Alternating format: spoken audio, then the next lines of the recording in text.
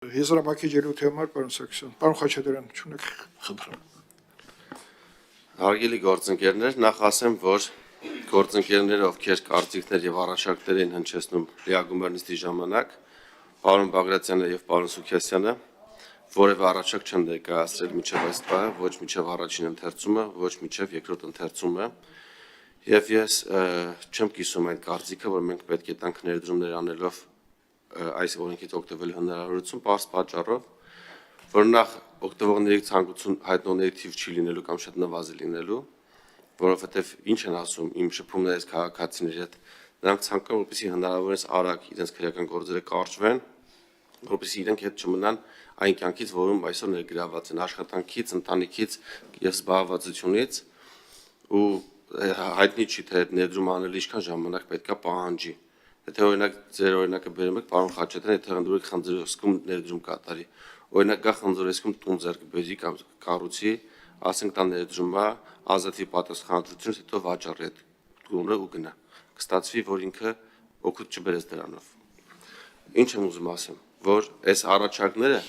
որ այ աշխատողներին տանք արտոնություն, ներդրում անողներին տանք արտոնություն, չգիտեմ, բժիշկներին տանք, ռազմարտությունաբերության ոլորտի ներկայացուցիչներին տանք, սրանք 2003 թվականից քննարկվել են կառավարությունում կոմիտեի նիստի ժամանակ եւ ես ասել եմ, որ հարգելի գործընկերներ, եկեք չվերացնենք սա շուկայի, այսինքն չհաշվենք թե բժիշկ իր աշխատանքով մի տարում ինչքան օգուտ պիտի տա, թուգա 5 տարի բժիշկ աշխատի, դասատուն ինչքան կարող օգուտ տա, ռազմարտությունաբերության ոլորտի մասնագետը, վերացենք դա դրամի, թող իրենք, եթե էլ ուզում են ներգրավեն այդ ոլորտներում աշխատեն, թող կան ներգրավեն, աշխատեն բժիշկ, ռազմարտությունաբերության մեջ, ներդրում անեն, բիզնես հիմնեն, վճարեն այս գումարը, որը բոլորի համար կլինի հավասարաչափ, այսինքն որպեսզի մենք չմտնենք այս բաժանումների մեջ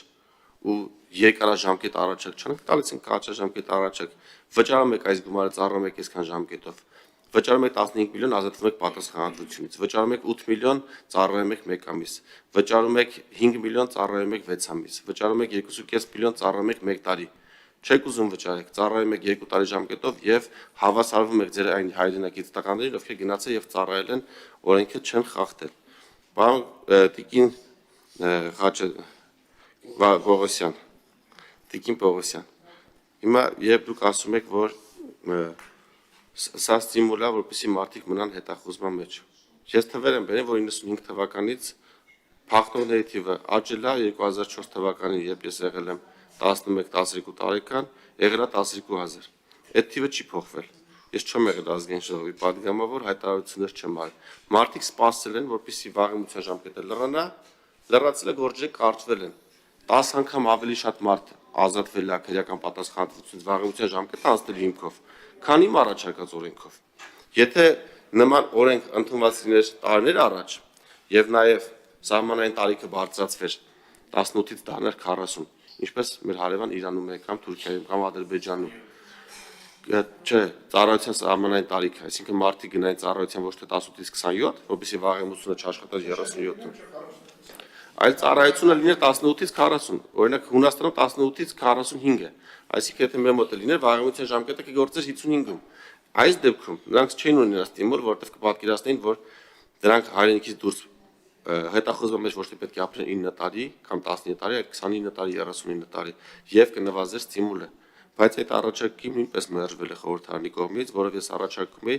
սահմանային տարիքը բարձրացնել, որպեսզի խուսափողների համար մոտիվացիա չլիներ երկար սպասելը,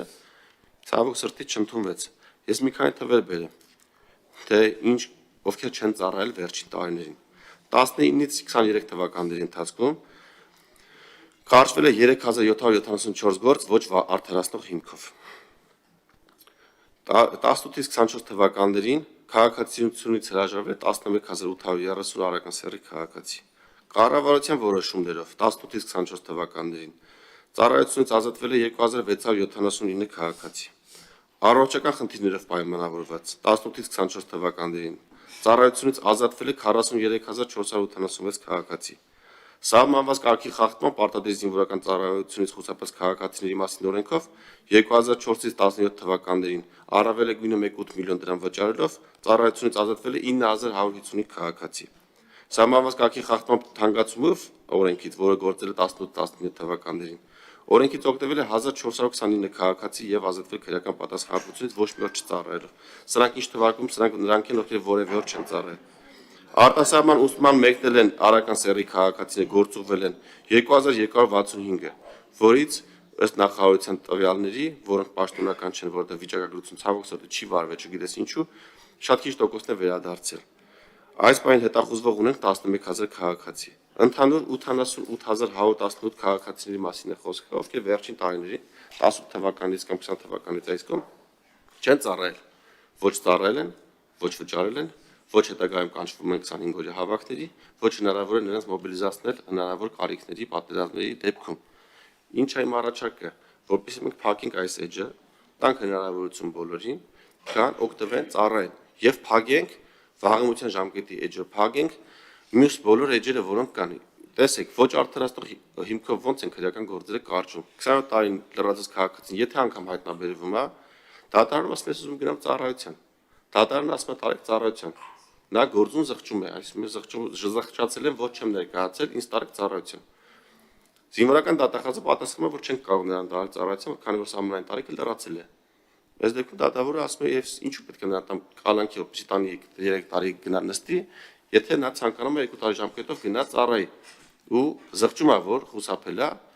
ու գործուն զղջալու հիմքով քրեական գործերը կարճվում են, հազարավոր գործեր կարճվում են եւ այս քաղաքացին որևէ փոքր իսկ այս օրենքի ընդունումից հետո երբ այս քաղաքացին ներկայանա եւ ասի գործուն զղջացել եմ եւ ցանկամ գնալ ծառայության, դատախազը արդեն ասել է դու ունես հնարավորություն ծառայության գնալու, գնա 2 տարի ժամկետով ծառայության եւ կարճվի գործը։ Եթե այս դեպքում նա հրաժարվի, արդեն կենթարկվի քրեական պատասխանատվություն։ Պարոն Սարգսյան, ասեմ ձեզ, որ օրենք ընդունելուց հետո մենք ունենանք հնարավորություն ինչ-որ ժամանակահատված հետո արդյունքները վերլուծվի եւ տեսնենք ինչ արդյունքի հասանք այդ մտահոգությունները իրականում մենք փարատեցինք թե ոչ։ Պարոն Սարգսյան, դուք բան ունեք ասել։ Շատ լավ։ Հարգելի գործընկերներ, քվեարկության եմ դնում Զինվորական ծառայության եւ զինծառայողի կարգավիճակի մասին օրենքում լրացումների փոփոխություններ կատարելու մասին, օրենքում փոփոխություն կատարելու մասին, պատգամավոր Հայկ Սարգսյանի օրինագիծը երկրորդ ընդհանրությամբ ընդունելու հանձնաժողովի դեպքում լիագումար նիստերի օրակարգ ընդգրկելու հարցը ովքեր են կողմ դեմ ձեռնպաչկա եւ վերջին քվեարկությունը Հարգելի գործընկերներ, ովքեր են կողմ դրական եզրակացություն ստացած այսօրվա նիստի օրինագծերը լիագումար նիստերի օրակարգ ընդգրկելուն կողմ